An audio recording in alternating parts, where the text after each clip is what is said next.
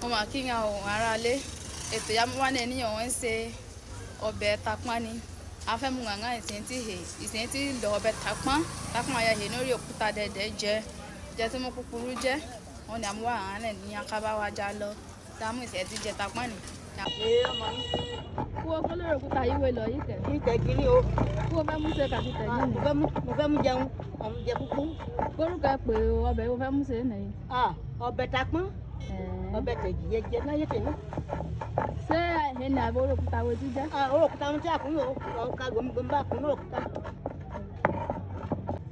Màmá kó tó fẹ́ mú èyí kẹ̀. Ìtàbó. Ẹni tó máa tàbó yìí. Má ta yìí. Ó yẹ pọ̀ ẹ̀rọ gírí nẹ̀rẹ́ mọ́. Mẹ́tún náà wọ̀ yìí. Ẹ̀rọ gírí ni màmá jẹ́ tù yìí ni o. Àkàgò. Ìgbò fẹ́ bòkìrì. Ògìrì. Ẹ̀rọ gírí. Ẹ̀rọ gírí nẹ̀rẹ́ o. Iyọ̀. Iyọ̀ màmá ti bù yìí ni o.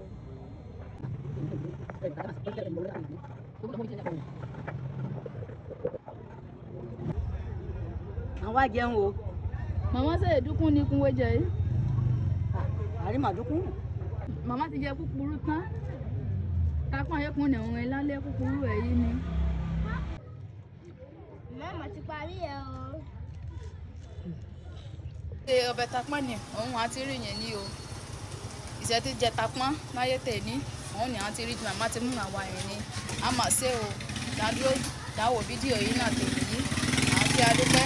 A dẹ̀ bá wa láìkì fídíò yìí náà bá wa kọ́mẹ̀tì náà dẹ̀ ṣí ẹ̀ post yìí. À ń ṣe òjò àdẹ̀ká fọ́lọ́ wa lórí IgiAruwe Tv Diary. Ó tún dìgbà o.